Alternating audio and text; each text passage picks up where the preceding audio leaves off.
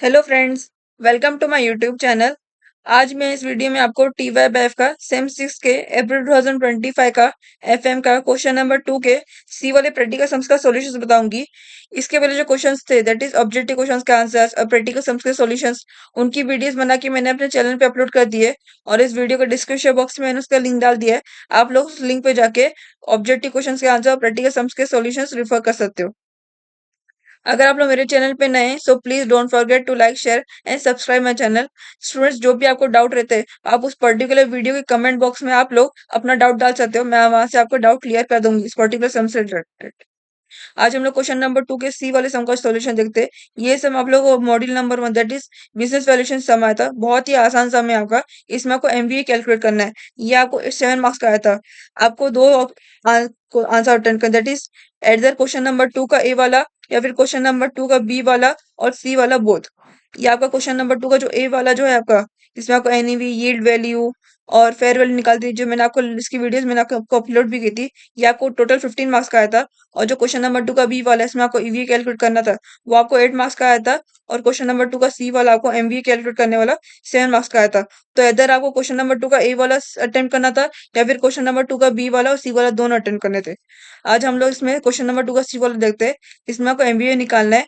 शोक लिमिटेड की इन्फॉर्मेशन दी गई, इसकी balance sheet that is balance sheet of Arjun limited as on 31 March 2024। आपको श्लोक लिमिटेड का एमबीए निकालना है और आपको अर्जुन लिमिटेड की आपको बैलेंस शीट दी गई, इसमें लाइबिलिटीज दिया गया, एसेट्स दिया गया और उस पर्टिकुलर पोस्टिंग के रिस्पेक्टिव अमाउंट्स आपको दिए गए।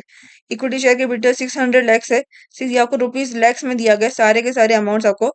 और उसका टोटल दिया गया है लाइबिलिटीज और एसेट्स का टोटल दैट इज 1690 इन लैक्स आपको टोटल मिला है दोनों का। और इन्फॉर्मेशन दी गई that is profit after tax that is PAT is equal to rupees 1136 आपको दी गई है। इन लैक्स में आपको रुपीज दी गई और आपको पी रेशियो दिया गया। पी रेशियो आपको कितना 2 मिला गया। अभी हम लोग एमबीए निकालते हैं। एमबीए का फॉर्मूला अप्लाई करते हैं। पहले सबसे पहले एमबीए का formula that is market value at is equal to market capitalisation minus book value of net worth. ये आपका एमबीए का formula that is market capitalisation minus BV means book value of net worth आपका मार्केट वैल्यू एडिट का formula है। अभी हम लोग के पास इन दोनों में से कोई ये नहीं, हम लोग इन्फॉर्मेशन कोई डिटेल्स नहीं दी गई क्वेश्चन में हम लोग को पर्टिकुलर डायरेक्टली। तो अभी हम लोग यहाँ पर इसको पहले निकालेंगे, इनकी वैल्यू मार्केट कैपिटलाइजेशन वैल्यू निकालेंगे, फिर बुक वैल्यू नेटवर्थ की वैल्यू निकालेंगे। मार्केट कैपिटलाइजेशन फॉर्मूला का दैट इज, ये आपका वर्किंग नोट है, इसके अंदर मैंने डाला है आपका मार्केट कैपिटलाइजेशन थर्ड पे, that is MPS into number of equity shares. MPS means market price share, MPS into number equity share आपका मार्केट कैपिटलाइजेशन का फॉर्मूला है। और आप देख सकते हैं आपको डिटेल्स के अंदर आपको इक्विटी शेयर दिया गया, नंबर ऑफ इक्विटी शेयर, आपको इक्विटी शेयर कैपिटल कितना, टोटल अमाउंट 600 आपका। ये आपको इंडेक्स है, यहाँ पर आपको इसको अवॉइड करो, 600 इसको आप इग्नोर करो। यहाँ पर 600 है अमाउंट इसका। और कितना हर एक इक्विटी शेयर 110 रुपीज का है। तो 600 डिवाइड बाई 10 आप करोगे तो आपको 60, यानी कि आपके इक्विटी शेयर कितने, 60 आपके इक्विटी शेयर है टोटल। नंबर इक्विटी शेयर आपके 60 है।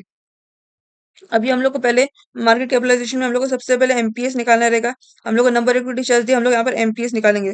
एमपीएस के लिए आपको और भी कोई इन्फॉर्मेशन दी गई है क्वेश्चन, दैट इज एक आपको प्रॉफिट आफ्टर टैक्स दिया गया है और एक पी रेशियो दिया गया। तो पी रेशियो के जरिए हम लोग एमपीएस निकाल सकते हैं, बिकॉज पी रेशियो के अंदर एमपीएस भी आता है।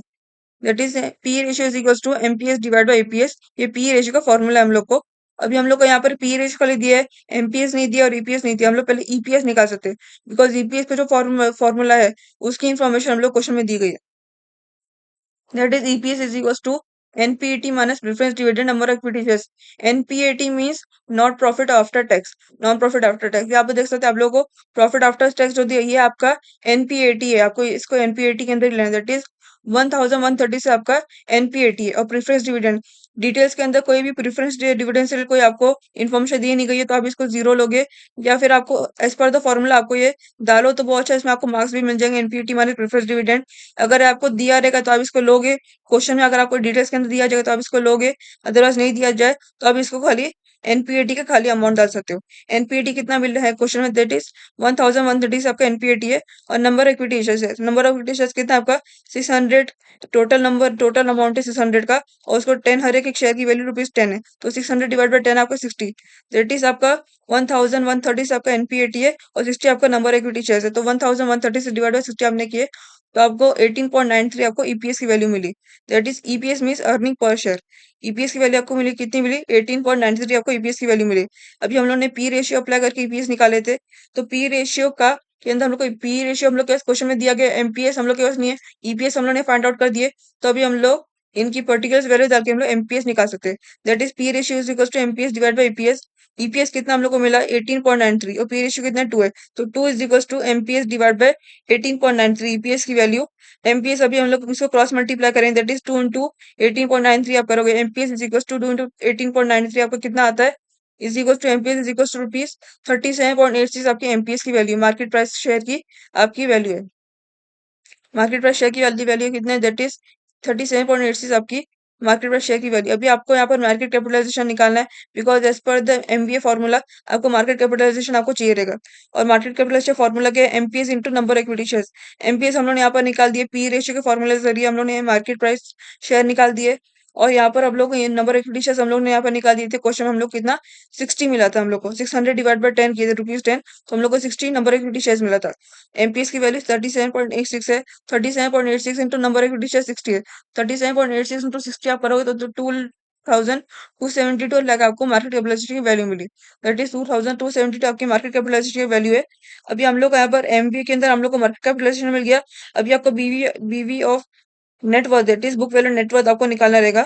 अभी आपको बुक वैल्यू नेटवर्थ से डिटेल्स दी क्वेश्चन में, दैट इज जैसे आप लोग देख सकते हैं प्रीवियस ईवी हम लोग निकालना था, तो हम लोग को कैपिटल एम्प्लॉयड से रिलेटेड क्वेश्चन में इन्फॉर्मेशन दी गई थी। यहाँ पर इक्विटी शेयर कैपिटल दिया गया था, प्रेफरेंस शेयर कैपिटल दिया गया, रिजर्व सरप्लस दिया गया, 14% डिबेंचर्स दिया गया था।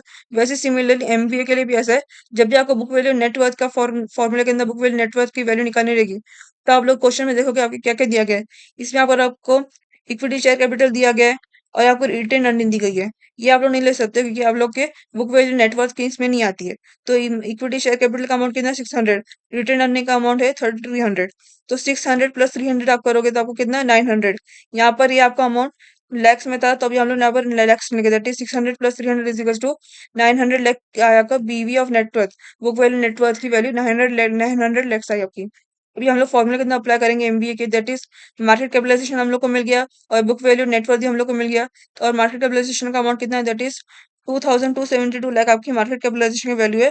और जो बुक वैल्यू नेटवर्थ कितना दिए 900 लैक्स, तो अभी हम लोग इसको माइनस करेंगे as per the formula. 2272 minus 900 हम लोग ने की कितना मिला 1372 हम लोग को लैक्स की हम लोग को एमबीए की वैल्यू मिली, दैट इज रुपीज 1372 लैक्स आपको एमबीए मार्केट वैल्यू एडेड की वैल्यू मिल गई आपको।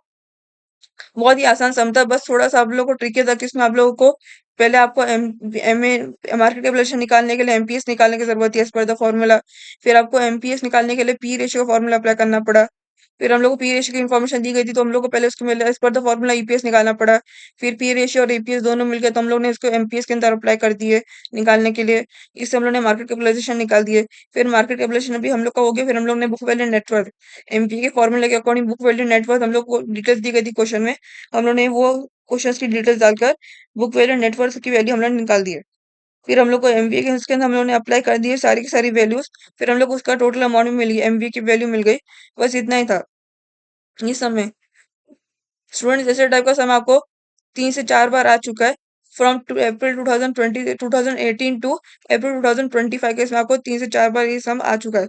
बहुत ही इंपॉर्टेंट सम है और आसान भी है। प्लीज डोंट स्किप दिस और इसको ऑप्शन मत करना, अच्छे से इसको समझ कर भी जाना, इसके फॉर्मूलेस भी याद करके जाना, एमबीए के मार्केट कैपिटलाइजेशन के सबके, और उसको किस तरीके से सॉल्व करना ये भी आप लोग देख के जाना।